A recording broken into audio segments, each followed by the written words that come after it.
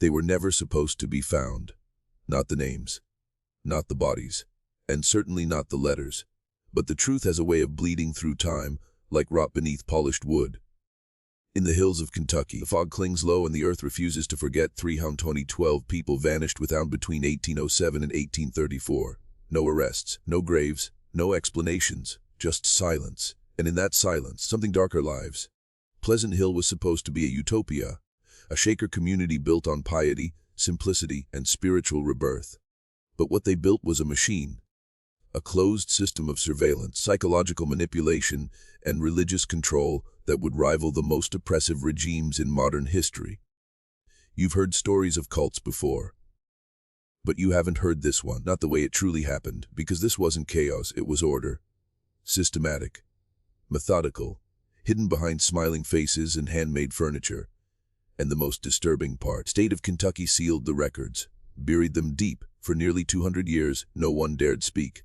But now documents have surfaced, a whistleblower from Ohio, faded letters hidden behind plaster, and a map that leads to something never meant to be unearthed. You're not just watching a story, you're being invited into a forbidden archive, one that could alter everything you thought you knew about American religious history. But I must warn you, once you step into this, there's no going back. This knowledge changes a man. You begin to see the pattern, the structure, the lie behind the light. You begin to understand that power doesn't always wear a crown. It sometimes wears a robe. So if you're still here, if you're ready to see with eyes that no longer look away, then steel yourself. Because what happened in Pleasant Hill wasn't an accident. It was a blueprint. We're about to follow it, layer by layer, into the heart of controlled devotion, institutional evil, and the machinery of obedience. Welcome to the first gate. And remember, once you open your eyes, you can never close them again. Pleasant Hill was never meant for outsiders. That was the first unspoken rule. Its pristine white buildings, the hand-hewn timber barns, harmonies of Shaker hymns drifting through the hills. These were just the front, a facade, a stage set built with immaculate precision to seduce the eye and silence the mind. From the moment you passed its gates, you were being watched. Not just by the Richardson family who ran everything, but by the very architecture itself. Hallways curved to direct traffic, rooms designed to carry whispers, floors that creaked under the weight of hesitation. Every step you took became part of your psychological dissection. They called it quarter. God's order was something else entirely, total control, masked as divine love. Elder Samuel Richardson was the architect, tall, icy, measured. He spoke like thunder wrapped in scripture, and the people believed every word. They believed because they needed to, because Samuel gave them certainty in a world of chaos. But underneath that certainty was calculation, and beneath that was fear. His wife, Sister Martha, was the scalpel. She spoke softly, smiled gently, but she knew what scared you before you did. She could dismantle a man's pride in one conversation, and then rebuild him as a servant, not to God him. Each member of their family played a role in this machinery, a living hierarchy of handlers, watchers, punishers. Brother Ezekiel managed the farms, but what he really managed was movement. Who went where, who saw what, who was allowed to breathe freely. Caleb, he was the shadow. The man in the hall when no one else was supposed to be awake. A man whose journal wasn't filled with prayers, but with names. Names of those who were asking too many questions. And it wasn't just discipline they enforced. It was identity erasure. Came to Pleasant Hill thinking you'd find God. But what you found was a slow undoing of your former self, until there was nothing left but obedience. Silence. Ritual. These weren't accidental disappearances. These were purges.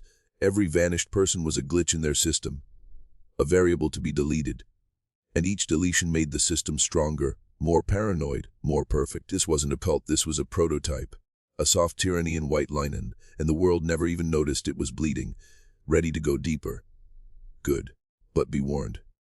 After this next part, won't trust a single smiling face again. It always begins with a confession. That's how they got inside your mind. Not with threats, not with punishment. Those came later. First, they offered relief, a place to lay your burdens, a sanctuary from the world's noise. Tell us everything, Sister Rebecca would whisper, her voice like warm honey. so we can help you become whole. And you would, because you were tired. Because the pain in your chest felt like a curse. Because the world had broken you, and they promised to put you back together. But what they did instead was rebuild you into a weapon against yourself. Pleasant Hill was a monastery without mercy, a machine of the soul, and confession was its fuel. They needed your secrets, your sins, your fears, your family history, your guilt. They collected these things not for healing, but for leverage. Once they knew what haunted you, they knew how to own you. Everything you said in that quiet room was recorded, not on paper but in memory. Sister Rebecca remembered everything, and when the time came, whisper your darkest truths back to you, not as accusations, but as divine observations. She made you believe that your shame was your fault, that your questions were symptoms, that your discomfort was a test from God, not a warning from your instincts. This wasn't therapy, it was behavioral engineering. Every broken man who walked into Pleasant Hill was restructured into something usable.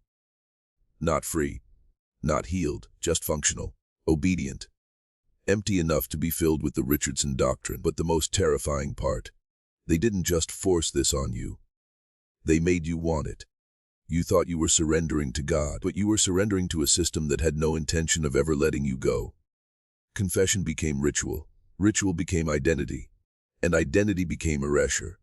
One by one, old parts of you were stripped away until you no longer recognized the man you once were. And when someone resisted, when the confession stopped flowing, that's when the retreats began. Isolated cabins, cold beds, silence so thick it pressed against your skull. But we'll get there. For now, just know this: confession wasn't about saving your soul. It was about stealing it. Quietly, carefully, completely. Once it was gone, all that remained was compliance wrapped in scripture. The cabins were never spoken of during worship. No sermons mentioned them. No songs were sung about their purpose. But everyone knew and no one asked.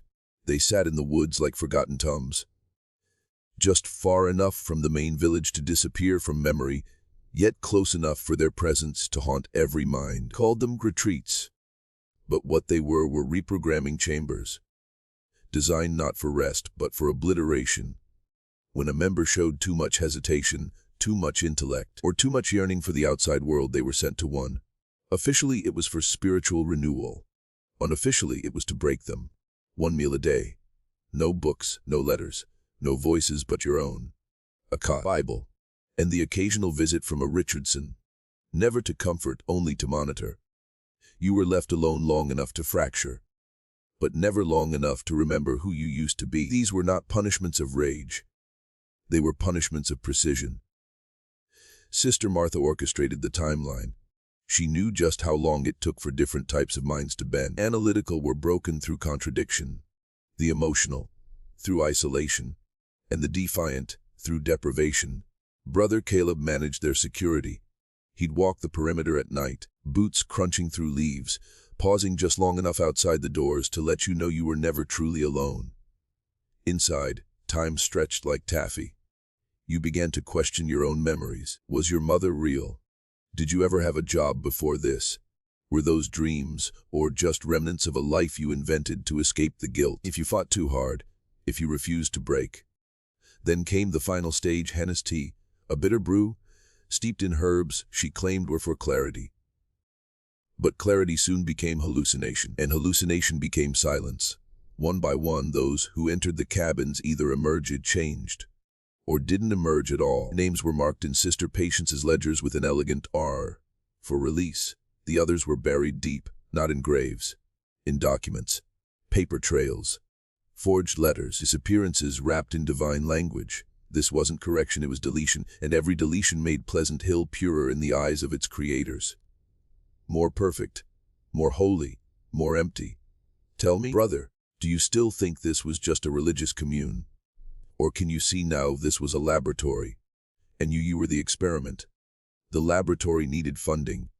Perfection requires resources, and what the Richardsons perfected, more than theology, more than obedience, was the art of laundering control through commerce. Pleasant Hill was no dusty backwater cult. It was a thriving economic engine. Goods were revered across the Ohio River Valley, handcrafted furniture, premium seeds, fine textiles, herbal remedies.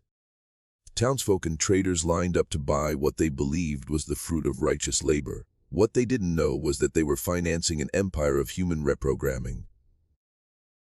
Brother Jeremiah Richardson ran the furniture workshops with precision bordering on military discipline. The chairs and cabinets sold at market weren't just beautiful. They were billboards of the lie. Each item carried the illusion of peace, of godly simplicity. But the hands that carved them bled silently. The workers weren't craftsmen. They were captives of compliance, paid not in coin but in privilege, a softer blanket, a warmer room, the right to speak during prayer. You think slavery wore chains? No, sometimes it wears blessings. Meanwhile, Brother Isaiah's seed business masked the movement of something else entirely. Each month, travel across 3 states delivering pious goods, while concealing in hidden compartments the last traces of those who'd failed the light. Bodies, burned records, tools of silence. He'd returned to Pleasant Hill praised as a missionary of commerce, and no one questioned a thing. But the genius of the operation, the true corruption, was Sister Patience's ledgers. This wasn't bookkeeping. This was falsification at a level that could humiliate modern intelligence agencies. Every member had a story, a fabricated trail. If you vanished, your relatives got letters. Name lived on just long enough to cool suspicion. Then, erased, clean, precise. Stagel inspectors came once. Only once. They saw smiling faces, pristine buildings, perfect records. They left with fresh produce, a handmade stool and no questions. You see it now, don't you? This wasn't a secret. It was a system. And the world looked straight at it and said, "How beautiful." That's the power of appearance. That's how darkness survives, in daylight, hidden in plain sight. But let's go deeper, because we haven't even touched the children yet. And once we do, you'll understand why some truths were never meant to surface. They called them lambs of the fold, innocent, pure, sacred vessels to be protected and guided. But in Pleasant Hill, children weren't raised. They were harvested, shaped, conditioned. The next generation of absolute obedience was not born, it was engineered. Every child in the community was assigned to a surrogate caregiver, not their real parents, because no one had parents here. Biological ties were severed at the gate. The Shakers preached celibacy, which meant all children were adopted from converts or acquired from orphanages. But that word, adopt, was a veil. What the Richardsons practiced was psychological molding at its most terrifying. From the age of 3, children were separated by gender and placed under strict regimens supervised by Sister Rebecca and Sister Martha. They were woken at dawn, made to recite prayers until their tongues were raw, forbidden to ask personal questions even about their own origins. Discipline came not with violence but with love withheld.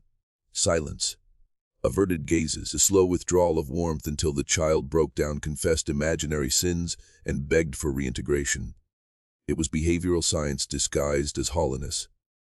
Sister Martha had read Locke, she had read Rousseau, and she understood something few others in that century dared to articulate.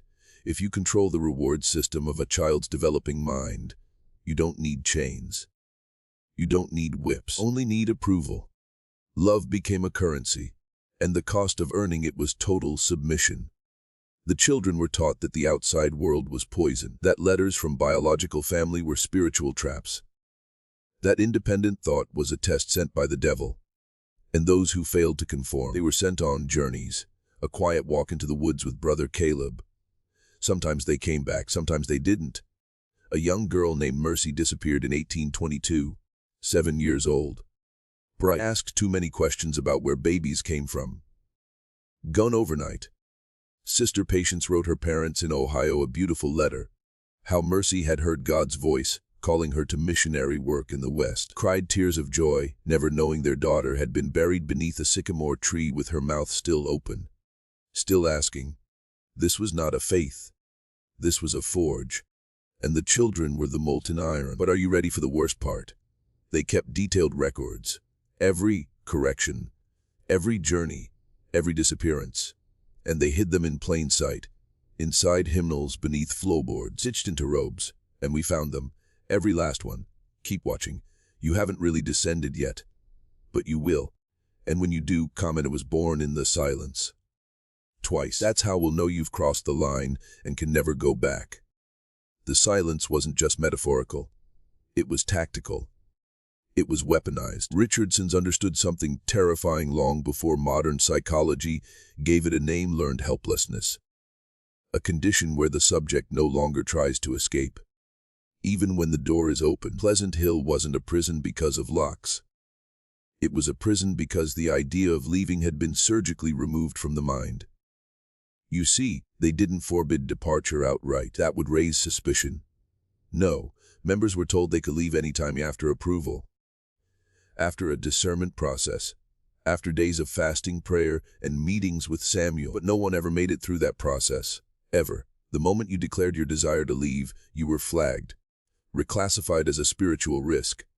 And the wheels turned swiftly. First, the isolation. Work assignments change. Now alone, distant from the community. No more group meals. No more prayer circles where friends were told you were going through a crisis. They were forbidden from speaking to you. Then came the sleep deprivation. Tasks extended into night. Rooms assigned near crying children or creaking doors. Accidental disturbances every hour. You broke slowly. One night, Brother Caleb might knock. Silently. Not to speak, but to stand, to remind you who held the perimeter. Sometimes you woke to Sister Martha standing at your bedside, her gentle smile barely visible in the candlelight. "Are you ready to stay now?" she'd whisper. You nodded, always nodded, because the alternative was the cabins. Or worse. The final disappearances were made to look like choices. Ledgers marked, "Departed in peace." Families received letters full of joy and purpose, but their loved ones were bones beneath Kentucky soil. What's more horrific? No bars, no walls. Just invisible wires run through every room, every interaction. A psychological gulag built on intimacy, on trust. And they were so good at it that even the victims defended the system. That's when you know it worked. When the prisoner kisses the hand of the jailer. When the silence becomes sacred and the man digging his own grave believes it's a garden, you're beginning to understand. This isn't history. This is design, and parts of that design still operate today. Institutions, schools, systems learn to see the patterns, or be shaped by them. You chose this descent. Keep going. We're about to unearth something far more ancient than Pleasant Hill, infinitely darker. Pleasant Hill wasn't built in a vacuum. Its design, the control systems, the psychological engineering, the ritualized erasure, was not invented by Samuel Richardson. It was inherited, adapted, perfected. You see, what happened in those Kentucky hills wasn't just a tragedy. It was a continuation, a mutation of something older, something that has survived for millennia under different names, different temples, behind different smiles. Every culture has had its Pleasant Hill. The Egyptian priesthood, the Roman augurs, medieval monasteries that whispered obedience beneath the weight of Latin scripture. Institutions that wrap power in purity, domination in doctrine. The only difference, the Richardsons knew how to modernize it. They translated ancient control into American innocence, a rural utopia, handmade furniture, choirs in white, and beneath that piece of the same architecture of hierarchy and annihilation. It all traces back to one idea: if you can control belief, you can control behavior. And if you control behavior, you own the soul. The blueprint runs deeper. Samuel had studied texts he never admitted to. Not just the Shaker Gospel, but Apocrypha, obscure mysticism, psychological treatises smuggled from Europe. Documents we've since recovered from a locked chest, found beneath the dining hall's floorboards. Inside were pages filled with diagrams of the human mind mapped like a city. Journals with observations from early Jesuit training methods. Notes on Pavlov, Mesmer, and even ancient Sufi techniques for memory collapse and identity fusion. He wasn't just building a commune. He was constructing a psychological labyrinth. One designed not to trap the body, but the self. Every ritual had a function. Every hymn, a frequency. Every prayer circle, a feedback loop of identity reinforcement. Members weren't converted. They were coded, and once that coding took root, it rewrote everything. And yet, the real horror is not that it worked. The real horror is how familiar it feels. Because you've felt it, haven't you? Quiet pressure to conform. That internal whisper to stay silent, to not ask, to obey. Maybe not in a cult, maybe in school, in church, at work, in your own home. The names change. The smiles change, but the system remains. Because this is the oldest ritual, sacrifice the individual for the illusion of peace. We're not done. Not even close. What comes next will challenge the very idea of spiritual authority. So ask yourself, do you really want to know who trained the Richardsons? Or would you rather keep singing the hymns with your eyes closed? The Richardsons were students, not just of scripture, but of systems. Ancient, unspoken systems passed through shadowed hands across centuries. And when we traced their knowledge back, through recovered journals, coded letters, and forbidden correspondences, we found something chilling, a pattern of influence stretching far beyond Pleasant Hill. It began with Samuel's pilgrimage to Europe in 1796, a journey he claimed was for theological study. But hidden in his personal effects was a passport under a false name, dated 2 years earlier, listing destinations not associated with any Shaker missions. Bavaria, Vienna, Lyon, places secret societies were rising beneath the collapse of old empires. In Vienna, studied under a former Benedictine-turned-mystic named Anton Kriegmer, expelled from the church for unauthorized initiations. Kriegmer taught Samuel a system called the Mirror Path, a psychological ritual for disintegrating identity and rebuilding it in submission to a higher will. In Lyon, he met with remnants of a disbanded Martinist lodge, esoteric philosophers who believed salvation came not through freedom, but perfect structure. Their central belief, a soul freed from choice is a soul made holy. Samuel brought this philosophy back to America not as theory, but as practice, and Pleasant Hill became its proving ground. That's why it worked so flawlessly. It wasn't just manipulation, it was ritualized absorption. Every rule, every punishment, every reward was part of a sacred geometry of obedience, designed to collapse resistance and rebuild loyalty. So deeply, and the worst part, the state helped. When Pleasant Hill submitted for land grants in 1806, they received expedited approval. Why? Because Samuel had already met with Judge Harlan of Kentucky, whose private journals, recently unsealed, contained entries detailing an experiment in moral order, sponsored quietly by regional officials looking to reduce crime through spiritually enforced civility. You're hearing that right. Local powers knew what was being built and they watched. Curious. Hopeful. Some even sent troubled sons and daughters into Pleasant Hill, as if it were a treatment center for the ungovernable. What they got back was not reform but compliance. Obedient empty gaze. You see, the web of Pleasant Hill extended into state archives, into early psychological thought, into American politics. What you thought was a cult was actually a model, a beta test. And once you see the pattern, you'll start seeing it everywhere. You ready for that? Good. Because what comes next is the blueprint, one you're already living in. You've lived in it your whole life. The blueprint, the system. You think you're free because you have choices. But your choices were designed for you. Preferences were anticipated. Your rebellions permitted. Your thoughts manufactured. What Pleasant Hill created wasn't just a local nightmare. It was a prototype of scalable obedience, test site for a psychological virus. Obedience through internalized control. And today it lives in modern institutions with cleaner fonts and better lighting. You're not forced to comply, conditioned to desire it. Let's break it down. In Pleasant Hill, spiritual purity was the disguise. Today, it's professionalism. Back then, it was the hymnals. Now, social media policies and HR compliance seminars. Surveillance isn't a man watching you from the trees. It's your own device reporting your impulses, feeding the algorithm that shapes what you believe is you. The cabins. They're just the beta version of digital isolation. Algorithmic silencing, shadow banning, content suppression. Those who question too effectively don't disappear physically. They vanish socially, culturally. Their digital identities erased or drowned in disinformation. The rituals.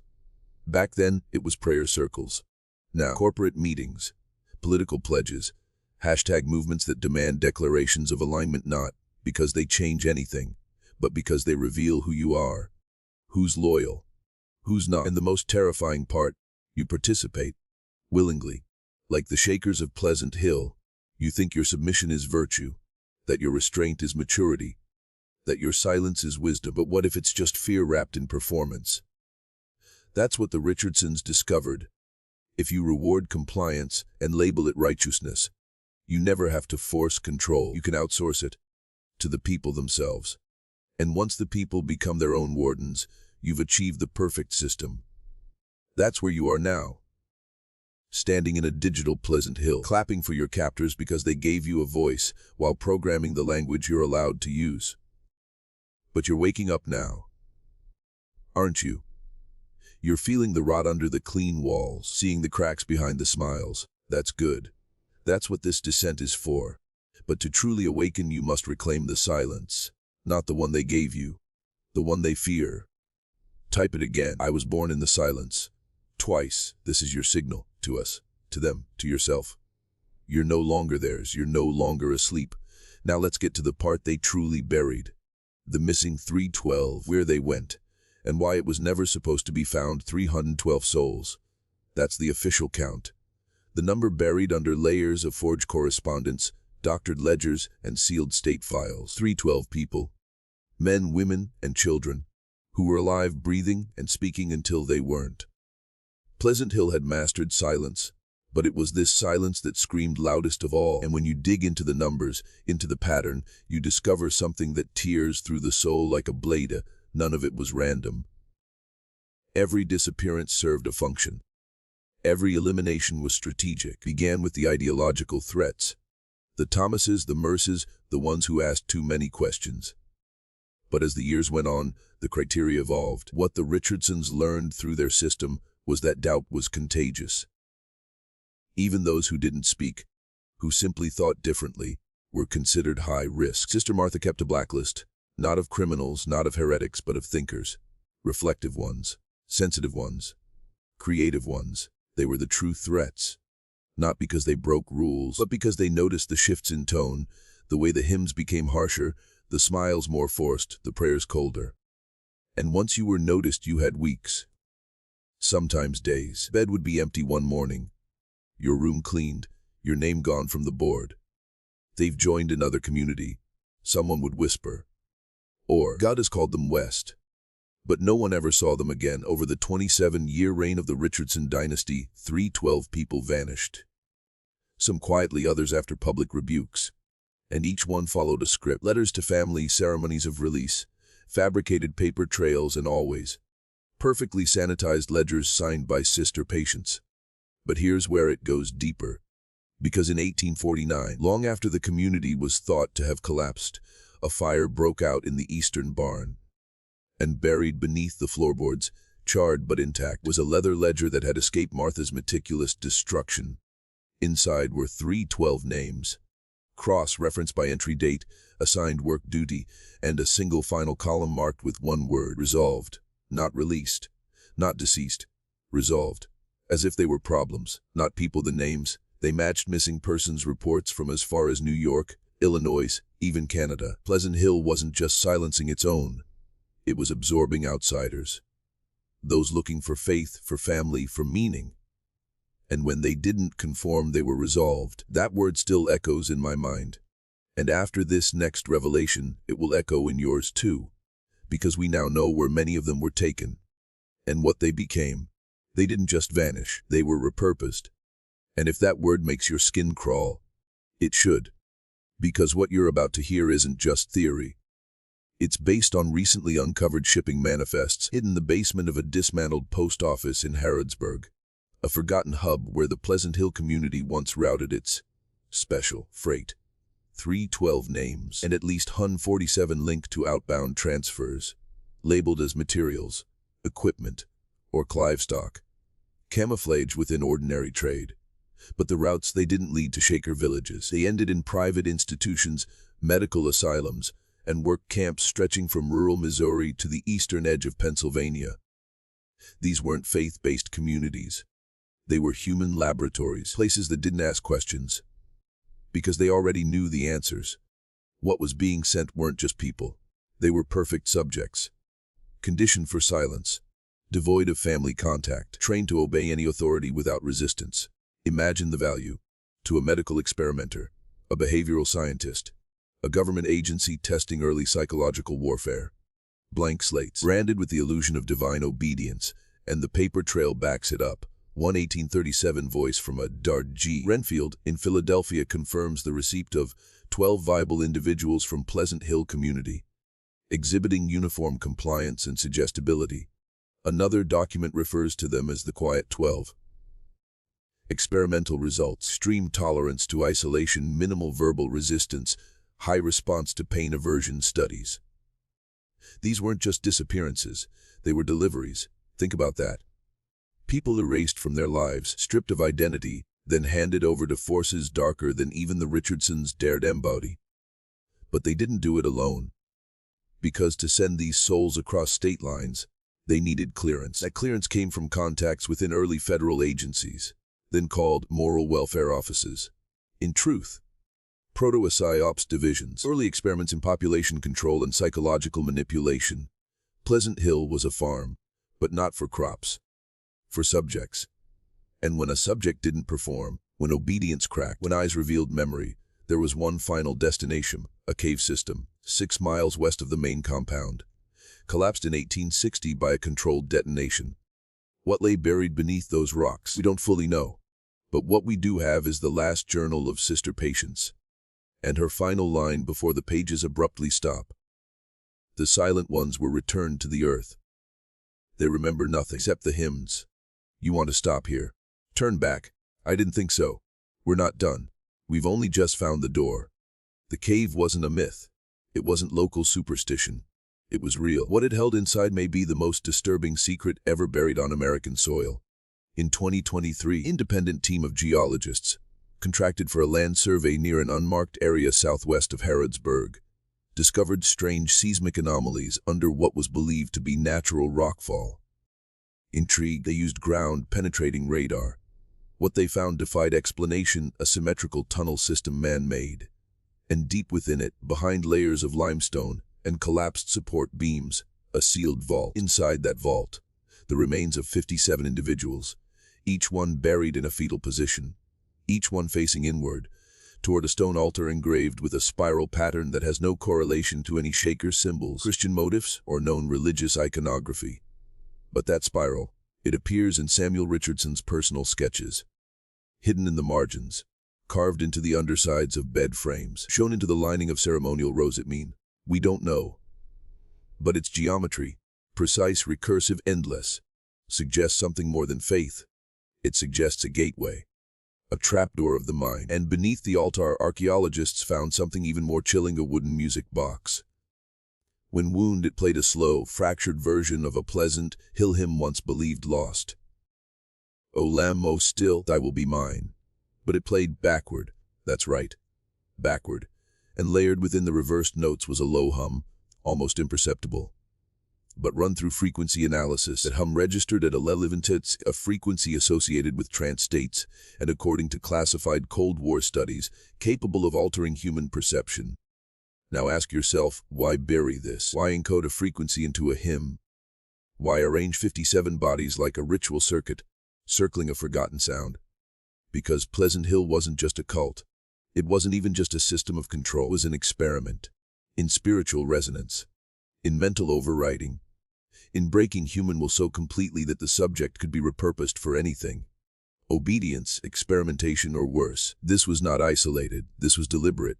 And if it was happening in 1834, it begs one question: what have they built now, with our technology, our data, our silence? Stay with me. The next piece proves it never ended. It only evolved. They didn't bury the experiment. They franchised it. After Pleasant Hill was officially dissolved, in 1859, land was sold off in pieces, purchased quietly by shell companies that never declared a physical presence. But what's far more damning is this: 6 months later, the quiet archives of northeastern Pennsylvania, a near-identical community, appeared. The Shepherd's Fold. No fanfare, no press. Just a sudden population of 200 people practicing a restorationist faith with eerily similar rules: celibacy, communal labor, total submission, and no contact with outsiders. Who led it? A man named Elias Green.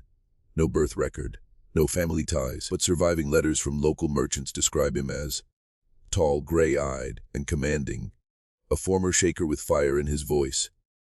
The descriptions match Samuel Richardson exactly, but Samuel was declared dead, or so we were told. There was no body, Only a handwritten death certificate signed by, wait for it, Sister Patience Richardson.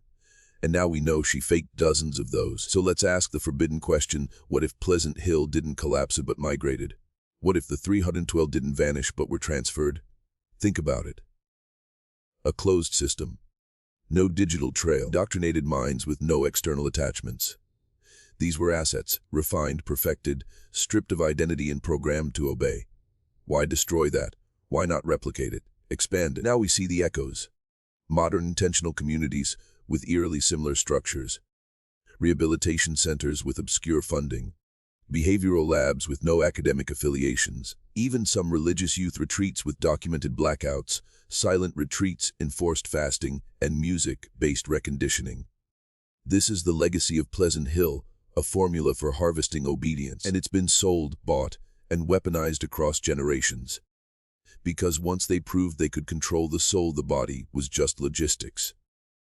The spiral sigil found under that cave altar has been reported, quietly, in 3 other sites: an abandoned monastery in Romania, a World War II German psychological warfare bunker, and a now demolished lab near Langley, Virginia. Same symbol, same geometry, same frequency 11 has. That hum is a key, and they keep using it because it works, because no one notices it, because silence is the ultimate delivery system. So what now? Do you believe yet? Good, because the next revelation tears the mask off. Not from the past, from now, from your world.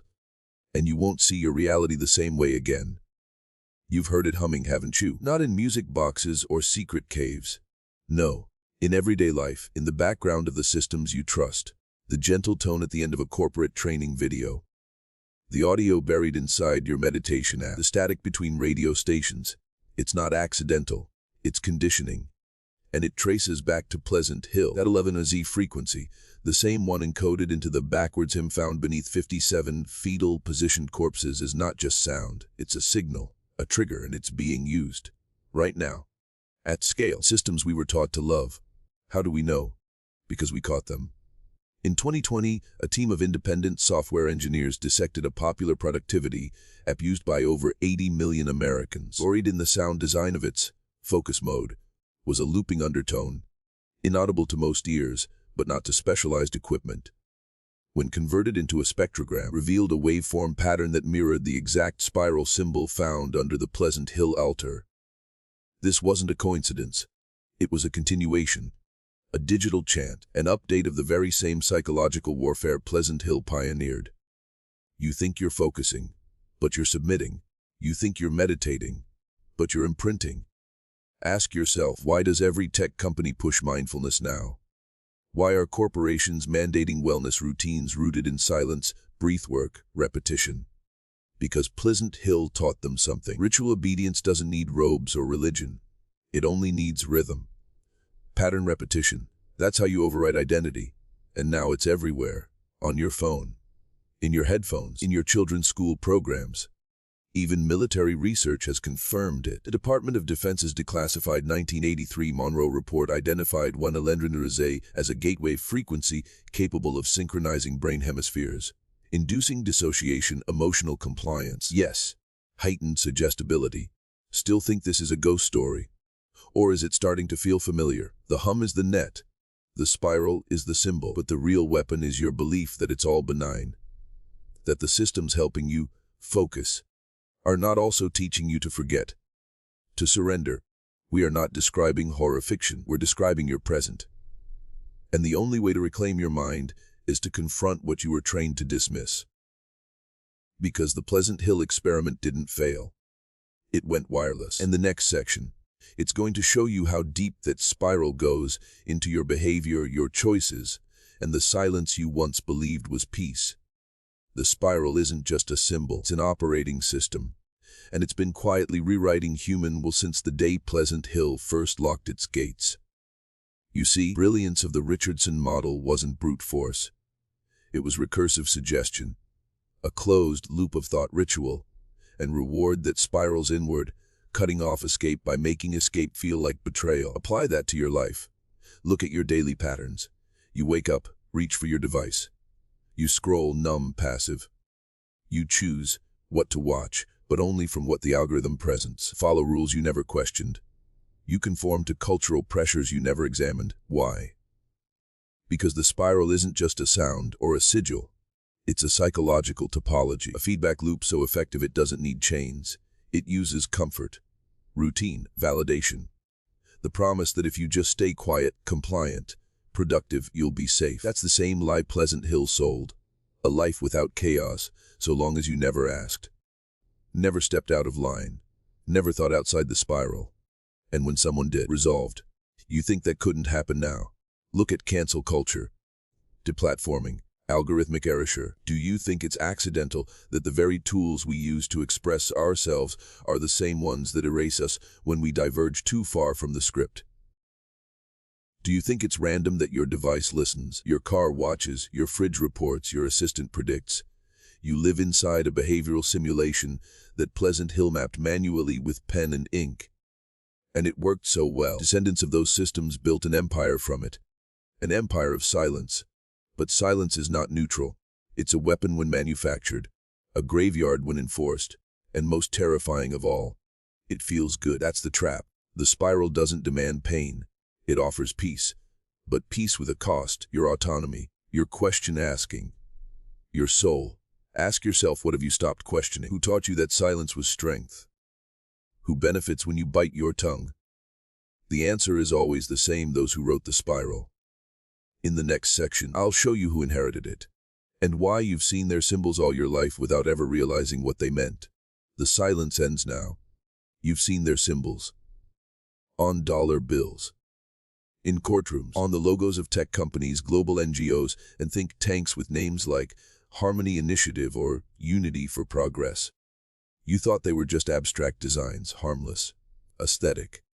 But look closer. The spiral, not the swirling cyclone. The recursive coil, the one that starts wide and traps you inward. That's the mark of those who inherited Pleasant Hill's doctrine. Not the religion, the methodology. After the collapse, after the fire, after the bodies in the cave were buried by silence, the Richardson model didn't die. It was adopted, quietly, surgically, by emerging power structures that saw in it the perfect machinery for a new kind of control. Not through force, through internalized obedience, through engineered thought. In 1861, just 2 years after Pleasant Hill's final paper trail vanished, a little-known philosophical society was formed in New Haven, Connecticut, called the Circle of Resolve. Their founding documents, lost in a fire. The membership, anonymous. But archived correspondences reveal chilling parallels. Discipline through rhythm, compliance through ritual, containment through spiritualized silence. These weren't random men. They were early architects of a behavioral control matrix.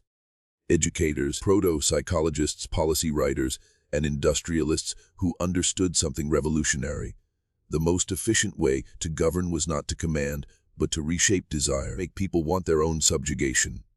And their blueprint, it wasn't theoretical. It was tested, perfected.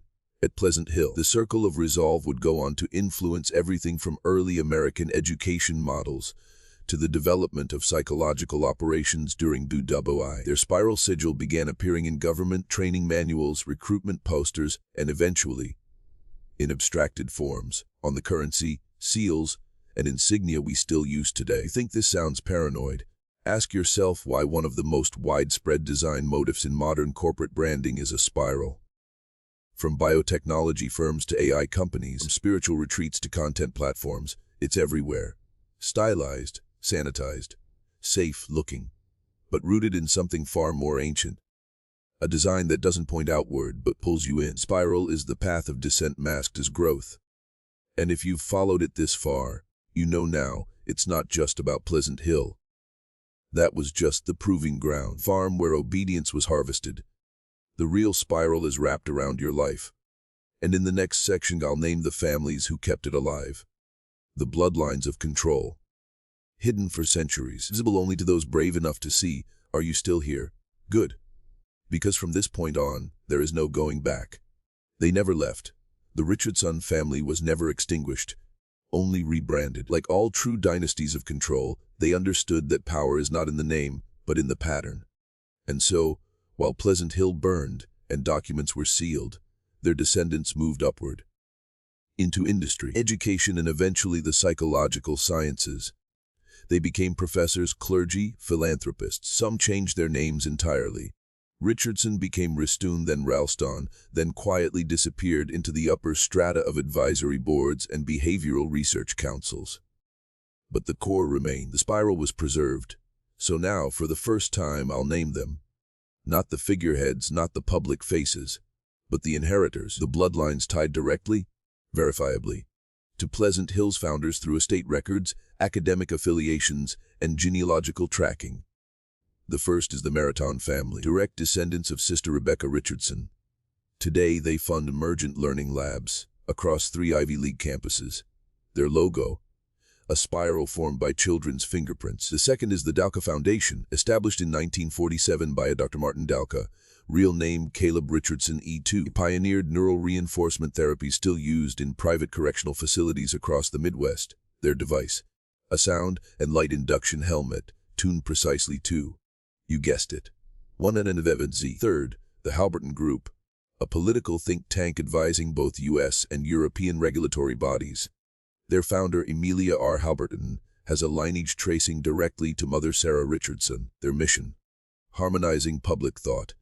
Their slogan, peace through perception. These aren't coincidences. They're continuities, generational custodians of a system that doesn't need to hide anymore, because it's already within the systems we trust. Their real genius was moving from religious language to scientific language, from spiritual obedience to cognitive alignment, from submission to divine will to mindfulness, compliance, behavioral efficiency. They updated the spiral, but they never abandoned it. They simply made it palatable to a modern world that no longer believes in demons, only data. Still think this is just dark history. Then explain this in 2011 during a DARPA-funded study on psychoacoustic warfare. A researcher, Dr. Ella Richardson Halberton, was cited for experimenting with subsonic harmonics in correctional behavior labs. That's 3 bloodlines converging in silence, in plain sight. And now it's time to ask, if this web goes that deep, who else is part of it? In the next section, I'll name the institutions still running behavioral repurposing programs. Funded, sanctioned, and active, right now. Watch closely, because after this, you'll never look at your own thoughts the same way again. You want to know who's still running it? Who's taken the Pleasant Hill blueprint and woven into the bones of modern society? Fine, I'll show you. But know this, once you see their names, really see them, you can't unsee, because these aren't fringe cults or rogue experiments. These are respected, beloved institutions that shape your children's minds, your mental health treatments, your social algorithms. They're all built on the same psychological architecture of control Pleasant Hill perfected 2 centuries ago. First, the Brookhaven Institute of Behavioral Science, founded in 1954, presents as a mental health research nonprofit. But dig deeper. Its original board included Dr. Samuel Halberton, grandson of Pleasant Hill's own brother Nathan. Brookhaven's early white papers openly studied harmonic entrainment in faith-based populations, a euphemism for using sound and ritual to induce cognitive compliance. One internal document reads, "The mission reinforced by auditory patterning is more enduring than reward-based correction." That's Pleasant Hill, word for word. Second, New Dawn Youth Services. You've seen the brochures, a healing retreat for troubled teens. Meditation, silent meals routine, but multiple whistleblowers have confirmed that phase 3 of their program includes silent chambers, rooms where teens are isolated and exposed to wonderlemid Z frequencies for hours, followed by daily realignment sessions. One former counselor leaked a training guide section that literally says, "Descent into stillness precedes compliance, spiral inward." Third, and this one should terrify you, Unity Well Technologies. It's a wellness app. You may even have it on your tracks. Your mood helps you meditate, sends affirmations. But its parent company, Minbridge, filed a patent in 2018 for a neuropsychological spiral reinforcement loop, a system that adjusts affirmations and tones based on biometric feedback. In layman's terms, teaches you to obey the spiral without realizing you're being trained. It's digital Pleasant Hill. Wireless obedience. All of these organizations operate legally, publicly. Praise for helping people, for creating order, for reducing resistance to therapeutic compliance. But what they're really doing is harvesting your autonomy, Through repetition, sound, ritual, control disguised as healing. It's no longer a physical village. It's a behavioral matrix, and you live in it. In the next section, we'll expose how this structure survives scrutiny, how they bury the truth, erase the dissenters, and gaslight those who ask questions. And we'll ask you directly to leave a mark, a symbol, to show you're awake. Because after what comes next, there's no going back. Let me show you how they survive. How they stay hidden in a world full of cameras, leaks, whistleblowers, and endless information. It's not just power. It's not just silence. It's gaslight architecture. A system designed not to hide the truth, but to make you doubt you ever saw it. Every time someone gets close, they vanish into institutional obscurity, public humiliation, or mental health crisis, so conveniently timed they read like scripts. And sometimes, all they need is one word: conspiracy. They've built the perfect firewall. Say the truth too plainly and you sound insane. Present the facts too cleanly and they accuse you of fabrication. Ask the right questions in the wrong tone and suddenly you're labeled dangerous. Look at the history. Whistleblowers from Brookhaven discredited by sudden ethical violations that don't appear in court records. Former counselors at New Dawn, silenced by NDAs, stripped of licenses, or quietly committed. Try to find them. You won't. Even their LinkedIn pages vanish. Even their relatives won't speak their names. Why? Because the spiral doesn't just erase memory. It replaces it with fear. This isn't theoretical. It's institutionalized erasure. And it's engineered to collapse the soul of any man who dares to ask, why does this feel wrong? Because when the whole world insists that wrong is right, that silence is healing, that obedience is peace. You begin to question yourself. That's the trap. Not just gaslighting from others. Internalized self-erasure. That's how they survived the Pleasant Hill fire. That's how they survived the testimonies, the deaths, the cave. They made us forget, not by deleting history, but by rewriting identity. But you didn't forget, did you? You're still here. And that means something. That means the spiral didn't take you. Not fully. So now I'm going to ask you to do something symbolic.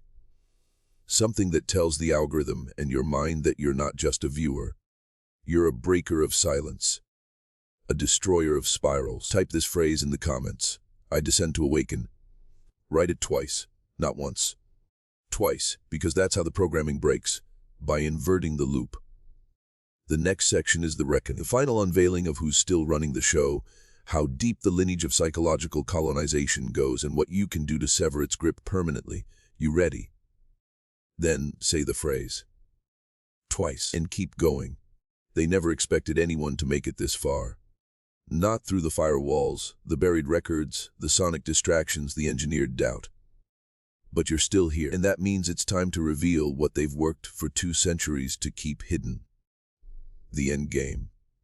Because Pleasant Hill was never just a community. It was a test environment for a generational experiment in human obedience. And that experiment didn't just succeed. It scaled. It metastasized to a global network of psychological colonization disguised as peace. You want names. You want mechanisms. Fine. Let's start with the Center for Global Harmonic Integration. Sounds beautiful, doesn't it? Based in Geneva, funded by the Meriton Dalka Halberton lineage under shell corporations. Their mission, fostering global coherence through shared psycho-acoustic frameworks. Translation, normalizing frequency-based behavioral influence across mass populations. Their symbol, a double spiral over a human silhouette. They're not even hiding anymore. Then there's the Beacon Fellowship, a transformational leadership academy, attended by elite politicians, tech founders, military advisors. Every year, 25 hand-picked thought leaders are invited to an isolated Nordic facility for alignment retreats. There's no public record of what happens inside. Satellite imagery captured symmetrical rows of stone spiral markers surrounding the compound. 13 rings, echoing the Pleasant Hill altar. You think this is just aesthetic. These people are still worshipping the original spiral. The goal isn't money. It isn't religion. It's something older, colder, cleaner. Total internal governance. No shackles. No coops. Just compliant minds living in curated cages, thinking they're free. A world where disagreement is pathologized, where silence is seen as virtue, and where every man's thoughts bend just enough to fit the spiral. That's the world they're building. Not tomorrow. Now, so here's the final layer, the self-governed spiral, a psychological condition they're trying to hardwire into future generations. Through education, through entertainment, through AI therapy, and through biometric apps that reward you with dopamine hits every time you align your thinking with approved patterns. That's the next Pleasant Hill. In your pocket, in your child's classroom, on your breathing app. You want to break free? Then in the next section, I'm going to teach you how. Not with rebellion, but with remembrance. Because before they erased your will, before they coiled the spiral around your life, you had something they feared, your original signal. And now we go back to the beginning to recover what they tried to destroy. Before the spiral, before the indoctrination, before the hum began to overwrite your instincts, you had a signal, a frequency untouched by doctrine or distortion, a vibration of sovereignty. Called it chaotic mind, resistant, undisciplined, but it was never chaos. It was truth, and every man has it buried beneath the conditioning, the rituals, the silence. Final stage of the Pleasant Hill model wasn't surveillance. It wasn't even elimination. It was replacement. Erase the original signal, implant the spiral, make men fear their own instincts and worship the pattern instead. But here's the secret they never wanted you to discover: your original signal cannot be deleted. It can only be buried, suppressed, muted. And all it takes to begin recovering it is disobedience to the spiral, not violence, not protest. Just one quiet act of will refusing to think in circles. That's why every control system starts by attacking memory, identity, spontaneity. Because that's where the original signal hides. In unplanned moments. In dreams you were told not to take seriously. Questions you were shamed for asking. In gut instincts you were trained to override. Do you remember the first time you sensed something was wrong? Not wrong in the world. Wrong in the structure of the world, when the rules didn't fit the truth, when silence felt sinister, when peace felt too easy, too enforced. That was your original signal trying to surface. And now it's time to amplify it. You can't do it with passive consumption. You can't recover your signal by listening to more spirals disguised as self-help. You recover it by interruption. Start noticing the patterns. What time do you wake up? What's the first thing you reach for? Who taught you that productivity equals virtue? What rhythm does your day follow? And who set that rhythm? Pleasant Hill taught the world to love obedience by disguising it as order. The original signal is not neat. It is not polite. It is wild. In the next section, I'll walk you through the first 3 techniques for disrupting spiral programming. These aren't theories. They're reverse-engineered from the very control systems we've exposed. And if you use them, you'll begin to hear yourself again. Not the voice they gave you, the one they buried. And once that voice returns, so does your freedom. There are only 3 techniques you need to begin unraveling the spiral's grip. Not 1,000 affirmations, not a seminar. Just 3 weapons of awareness, reverse-engineered from the same psychological architecture used to condition you. These are not spiritual rituals or abstract concepts. They're surgical, sharp, designed to interrupt the hypnotic rhythm that has governed your behavior for years without your consent. Technique 1: rhythmic interruption. The spiral functions by predictability. Wake up, scroll, eat, work, repeat. They rely on this tempo to bypass critical thinking. So your first act of rebellion is this: break your rhythm daily. Not once, not randomly. Strategically. If you wake up at 6:30, wake at 5:44. If you always drink coffee first, brush your teeth instead. If you scroll at lunch, walk in silence. Why? Because every minor rupture sends a signal to your brain: I am not on autopilot. That moment, tiny as it is enough to begin rebooting the signal they buried. Technique 2: subversive observation. They trained you to see the world through authorized filters. School taught you what was important. Social media taught you what was viral. But every system of control hides in plain sight, if you know how to look sideways. So try this once a day. Go into any public space. Don't distract. Observe. Listen to how people speak. Watch how they move. Who repeats buzzwords? Who seems asleep while awake? Then ask yourself, what pattern do I see here that I was trained not to notice? That question alone begins to awaken your forbidden vision, the one they tried to erase. Technique 3: the voice reversal. This is the most powerful. Every man conditioned by the spiral carries a second voice in his mind. It's not theirs. It says, be quiet. Play safe. Don't question. Your weapon. Speak the opposite out loud. When the voice says, stay silent, say, out loud, I will speak. When it whispers, you're overthinking, say, I am remembering. Reversing the voice turns their spell into a mirror. And when the spiral sees itself reflected, it breaks. These techniques are ancient. They're psychological fire. And if you use them, you'll start to feel something strange and familiar. The signal returning. In the next section, I'll show you how Pleasant Hill's programming has infected the language of modern therapy, turning healing into another spiral, and how to reclaim your mind from the wolves who wear the mask of healers. Keep going. You're almost through the maze. They changed the name, not the method. Once the public grew suspicious of obedience cults, the architects of the spiral rebranded. They didn't vanish. They became therapists. They didn't burn the tools. They renamed thing trauma work, mindfulness, inner peace.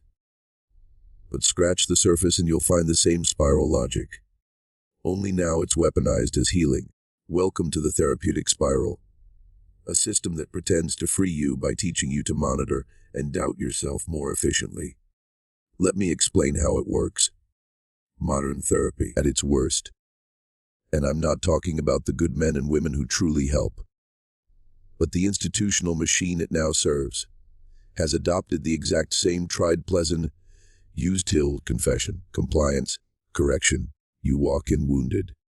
You're encouraged to confess, not to God this time, but to the framework. The system logs your patterns, your maladaptive thoughts, your cognitive distortions. You're labeled, categorized, and presented with a path forward that looks suspiciously like a spiral in disguise. Track your habits, modify your thoughts, reduce disruption, increase compliance. Sound familiar? They've replaced religious guilt with clinical dysfunction. Where Pleasant Hill told you were sinful, the new doctrine says you're broken. The cure. Submission to endless self-monitoring. Apps that track your mood. Worksheets that break your soul into data points. Weekly check-ins to ensure your progress stays measurable. You're taught that healing comes not through freedom, but through behavioral alignment. But here's the truth they will never admitting. Some of what they call disorder is just unconquered instinct, wildness, anger, defiance, and not all of that needs to be healed. Some of it needs to be honored. Pleasant Hill pathologized dissent. The therapeutic spiral calls it non-compliance. It medicalizes resistance, then sedates it with language. No longer say, I'm being controlled. You say, I have a regulation issue. You no longer say, I'm rebelling. You say, I'm self-sabotaging. You see it now, the same script. New actors. To reclaim your mind, you must reawaken the sovereign language they deleted from your vocabulary. You're not struggling with executive function. You're rejecting slavery. You're not emotionally dysregulated.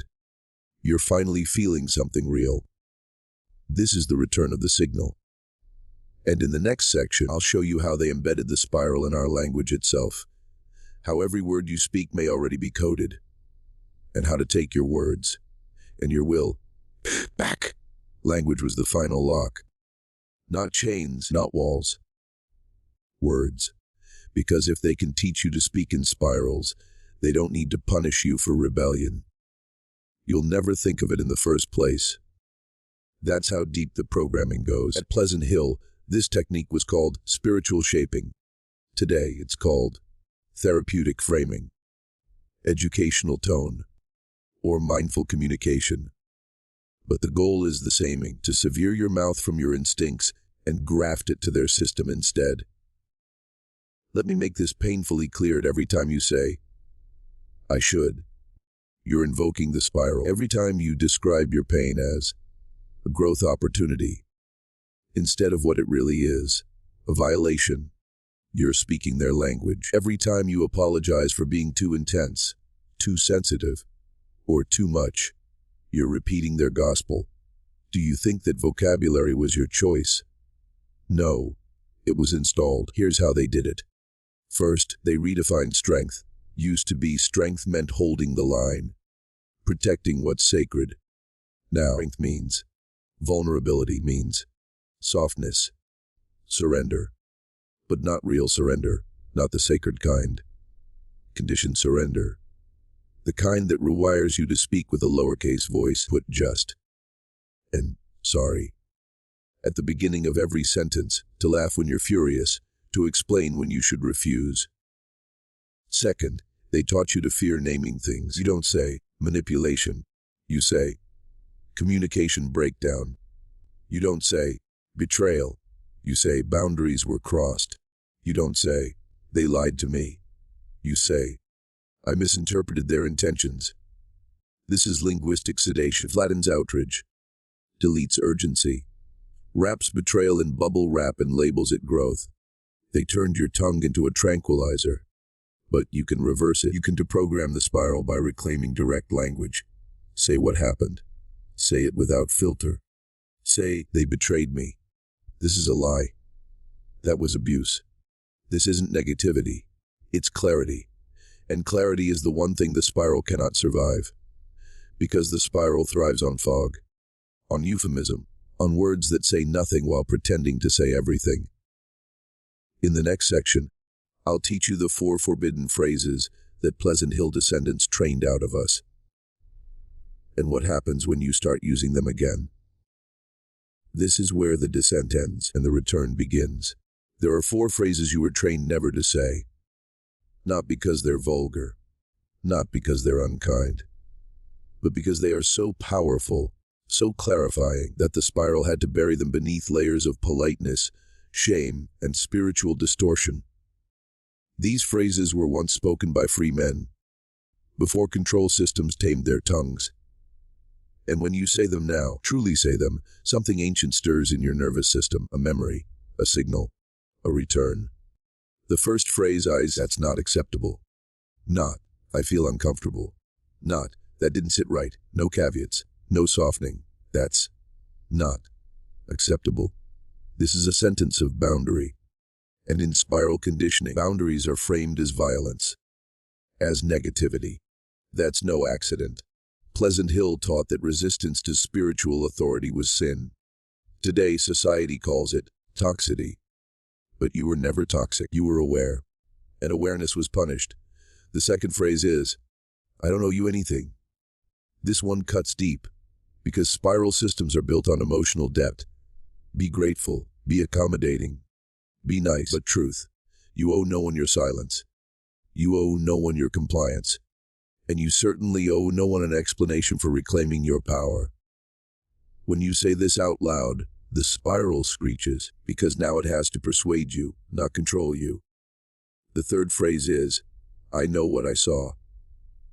This is the death blow to gaslight architecture. It's the phrase that survived the purges of Pleasant Hill, whispered by survivors under breath. Because they tried to overwrite perception. You misunderstood. You're being dramatic. It didn't happen that way. Sound familiar? Say it again. I know what I saw. This sentence calls your mind home. And the fourth, the one they fear most. I choose myself, not selfish, not arrogant. Sovereign. Spiral systems teach you that choosing yourself is betrayal. But the truth is this, not choosing yourself is surrender. The spiral cannot survive when men begin honoring their own signal more than the system's reward. This sentence reboots your agency. Say them now. All 4, whisper them if you must. Shout them if you can. Because in the next section we begin the spiral's reversal. Not in theory but in practice. Ritual, yes, but not theirs. Yours. Designed to call your identity back from exile. The descent is nearly over, but the war for your will has just begun. Rituals aren't superstition. They're architecture for the soul. And the spiral knew this. That's why Pleasant Hill was built on rituals. Prayers at dawn, synchronized labor, group confessions. They weren't just spiritual exercises. They were psychological encoding. Rhythms that rewrote memory. Gestures that suppressed instinct. words that replaced will. The purpose wasn't connection to the divine. It was consent without awareness. So now we use ritual again, but not to descend. To return, you don't need candles. You don't need incense. What you need is pattern disruption with precision. A weaponized ritual that reactivates your original signal and declares your mind off limits to their programming. Here's how you begin. Step of the reversal room. Pick a space, anywhere, your room, a bench, then strip it of signals. No devices, no screens, no clocks. This is now your reversal room. For 10 minutes a day, enter and do one thing: refuse to consume. No input, just presence. The spiral thrives on saturation. Breaking it begins in silence. Don't need to meditate. You need to listen for the voice they buried. Step 2. Name the spiral. This is sacred. Sit with a pen and paper, no devices, and write one sentence. Where in my life do I serve the spiral? Then answer it without flinching. Your job, your relationship, your self-image. Write until the truth burns. Then speak one sentence aloud. This is not my rhythm. Saying it aloud is key. It tells your nervous system, I see the pattern. I revoke it. Step 3. Identity invocation. Before sleep, when your mind is most programmable, speak the 4 forbidden phrases from the last section. Whisper them if you must. Do it every night for 33 days. Not for magic, for repatterning. Ritual isn't mysticism. It's neurological warfare. And you're now reclaiming your hardware. The spiral cannot tolerate men who remember themselves. That's why Pleasant Hill punished intuition. That's why modern systems drown you in optimization instead of liberation. Your ritual doesn't need approval. It doesn't need to be pretty. It needs to be real. Because when you reclaim your own rhythm, the spell cracks. In the next section, I'll reveal what happened after Pleasant Hill burned, who carried the spiral forward, where they rebuilt, and how they passed down control through silence and blood. This isn't over. It migrated. Let me show you where it went. They didn't bury it. They transplanted it. When Pleasant Hill finally collapsed under the weight of missing persons, internal suspicion, and quiet federal interest in the 1860s, the Richardson legacy didn't vanish. It mutated. The buildings were abandoned.